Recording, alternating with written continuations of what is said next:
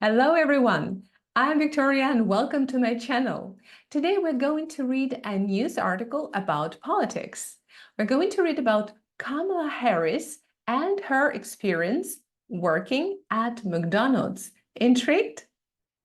Let's read and find out what it is about. The title of the article, as you can see, is McDonald's has become a powerful symbol for Democrats, and it was retrieved in August 2024 from the CNN website. And you can find a link to this article if you want to read it online. In several speeches and campaign ads, Democrats have been eager to remind voters that Kamala Harris had a summer job at McDonald's. And here I highlighted, guys, the word eager. Eager is an adjective. To be eager to do something. It means to be willing, to be excited to do something. So they have been eager. They wanted really to remind voters that she had this summer job at McDonald's. If elected this fall, Kamala Harris and Doug Emhoff will usher in many firsts in American history. If you read this sentence, you can see the word usher in yellow, which means vocabulary. I just have to remind you that I color-coded this text so that you can see in green color some grammar references, and in yellow color I will mention some vocabulary. So to usher is a verb here, so you can see will usher, future simple, and it has a couple of meanings. The first meaning is to show somebody where they should go or sit. It's at a theater or a cinema, for instance, or in an office. You can say she ushered us to her office or into her office. But this is not the case here. In this sentence, it means that they will introduce or they will bring something new, and that's true. So that they will usher in many firsts in American history. They will be first in many, many aspects in American history. They will do something first. Among them, the first White House couple to have worked at McDonald's, and the first White House couple to have worked. Look at this grammar point here. It's an infinitive, perfect infinitive. And why is it here? Because we want to indicate a past action. And so that's something that you should remember. With that line on their resumes, Harris and Emhoff share a link to 1 in 8 Americans who have worked at McDonald's, 13% of the country, according to the company. You see here, I highlighted present perfect, have worked. So we don't know when, and still it doesn't matter, actually. What matters is that this is the fact. Broadcasting their shared history as they have this week at the Democratic National Convention has become a powerful way for Democrats to burnish their working class credentials and, without even mentioning their rivals' names, aim to make former President Donald Trump and the Republican ticket appear elitist and out of touch. Let's look at this interesting paragraph. The word to burnish is a verb which means to polish, to enhance something, and particularly in this case, reputation or image, in this case. So to burnish means to polish, to make better, to improve their image.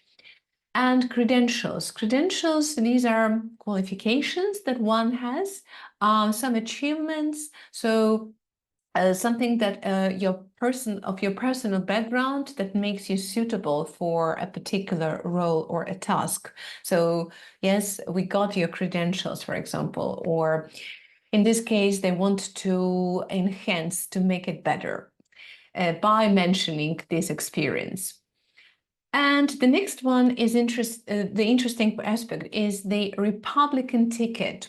You might wonder what it is. The Republican ticket refers to the candidates running together for president and vice president under the Republican Party here, obviously in an election, but you can say the Democratic ticket, yes, as well.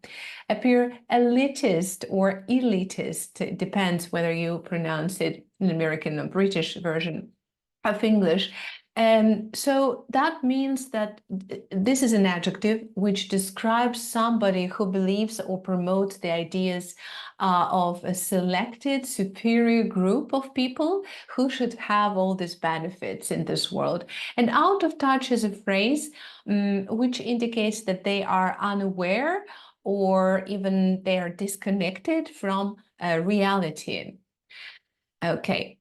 In several, and maybe I should mention before we continue reading, the Democratic National Convention, later on you will see DNC as an abbreviation. So in this article, you will see also abbreviation that stands for the Democratic National Convention. In several speeches and campaign ads, Democrats have been eager to remind voters that Harris, raised by a single mom in a middle-class neighborhood, had a summer job slinging fries to help her pay for college. I mentioned before, eager means be willing to remind voters, and slinging fries is a colloquial phrase, informal term, and it refers, as you can guess, to working in a fast food restaurant, and indicates performing such tasks as serving food, cooking food, and something. Former President Bill Clinton, whose own legendary McDonald's habit became memorable fodder for Saturday Night Live in the 1990s, joked in his convention speech Wednesday night that he will be happy to see Harris elected because at last she'll break my record as the president who has spent the most time at McDonald's. Here I highlighted fodder for. So just to explain what it means, fodder for means people or things that are useful for some purposes, for some stated purposes, but it's usually used in the context of criticism, gossip, or discussion. For instance, politicians, if we're talking about politics, politicians are good fodder for comedians or journalists, let's say. So that's a good platform material, yes, to be used, to be discussed, let's say. So that's what it means in this sentence. And the rest is pretty much clear. Texas Representative Jasmine Crockett was more direct in distinguishing Harris's background from Trump's, who got his start in real estate with what he has called a small $1 million loan from his father. Here in this sentence, you can probably pay attention to this apostrophe S that we are using, Harris's background from Trump's. You can see, not to repeat second time background, we just use the last name and apostrophe S here. Okay. One candidate worked at McDonald's. The other was born with a silver spoon in his mouth and helped his daddy in the family business. Housing discrimination, Crockett said in her convention speech Tuesday. The interesting and ironic phrase here is to be born with a silver spoon in his mouth. Well, actually, the phrase is not ironic, but this whole sentence is quite funny. So, to be born with a silver spoon in one's mouth, it's an idiom. And what does it mean? It means to be born into a wealthy and privileged family, implying that one has this life, of ease and advantage from the start. You basically don't have to work. So if you hear somebody was born with a silver spoon in one's mouth, you just have to know what it means. Also Tuesday, Amhoff, the second gentleman, highlighted his own working class roots, telling the DNC that when he was in high school, money was tight, so I worked at McDonald's, where he was named Employee of the Month. I still have the framed picture, and there was a ring, golden arches, and all. So money was tight, and the DNC. DNC stands for the Democratic National Committee. It's an abbreviation, obviously. And money was tight. It's a phrase which he uses to indicate that there wasn't enough money or very little extra money available. The McDonald's rhetoric is, of course, a carefully calculated strategy to make both Harris and Amhoff more relatable to voters, many of whom are just getting to know the second couple. Relatable is an adjective I want you to remember. It's used to describe something or somebody, in this case, who can be related to, whom people can understand because of their mutual or common background, let's say, in this case, relatable to voters. The McDonald's nod is a rhetorical shorthand for having worked in food service, a notoriously low-paying, physically exhausting job that is nonetheless is a point of pride for those who have done it. A point of pride. Okay, let's now discuss this sentence. The McDonald's nod, what does it mean? A nod is just this, movement of your head when you are agreeing with something, but this is not the case. A nod can be also an acknowledgement of something.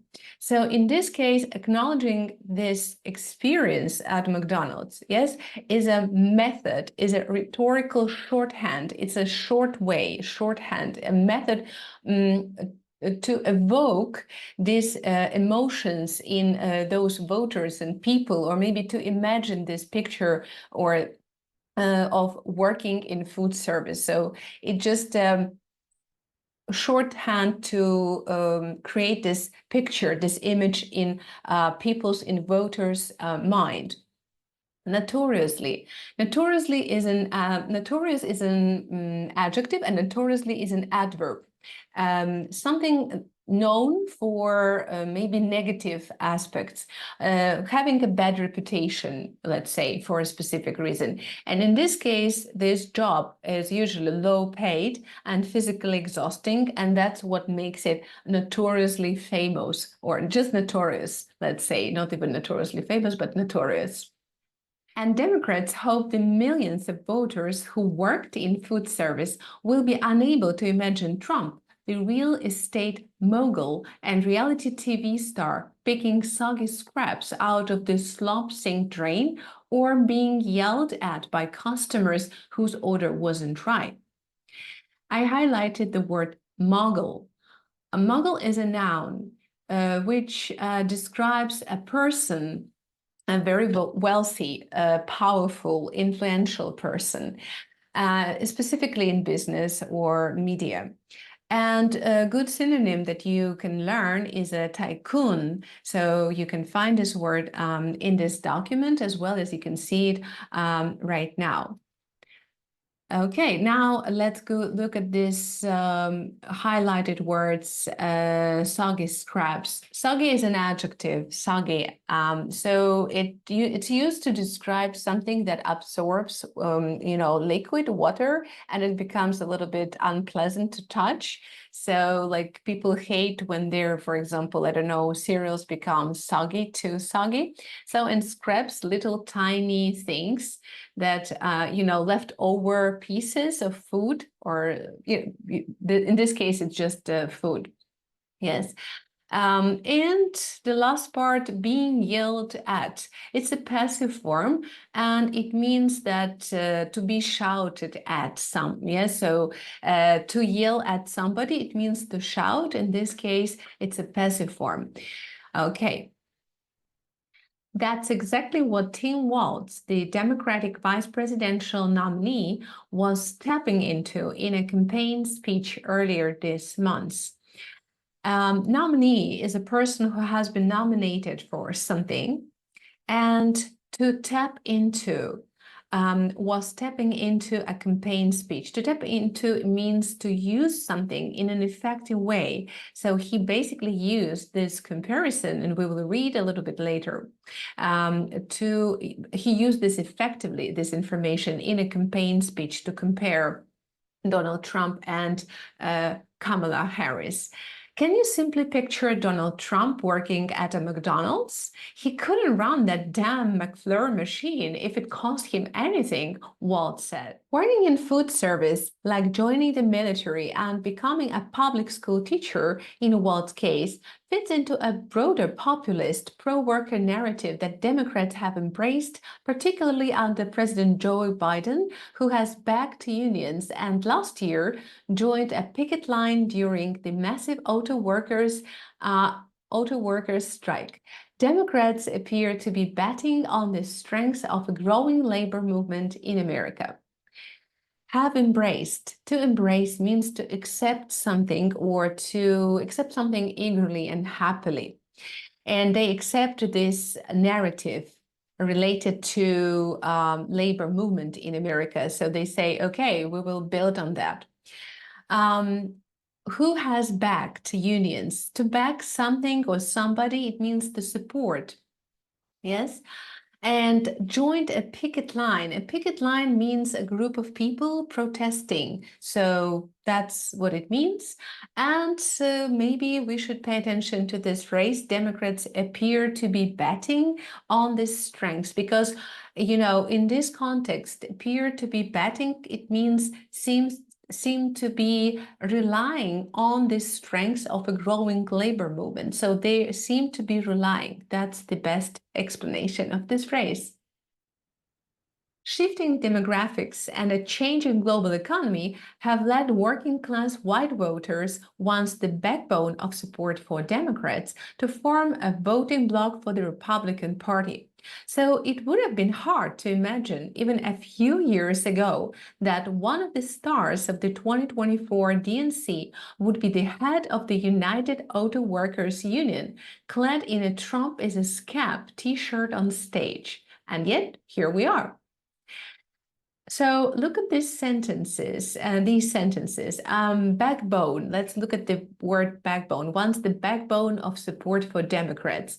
In this context, backbone means something very important, like strength or something very important. In this case, it's a very important part of support for Democrats, these working class white voters. And then they used to vote mostly for the Republican Party. And as I read, I understand that now it has changed and they support the Democrats again.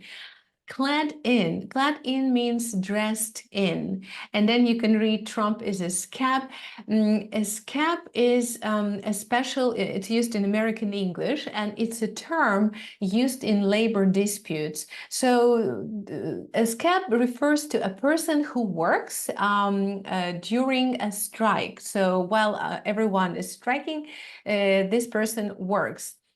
And the term is often used to criticize those who are seen as maybe undermining the strike and continuing to work. So it's a negative word in this case. So that's all for today. I hope you learned a lot of useful and new words. You can find a free PDF where I summarized all the information and prepared for you vocabulary exercises, as well as some tips and hints how to use ChatGPT voice feature to use those words in speech. So like this video, share, and subscribe to my channel. See you in my next video tutorials. Bye-bye.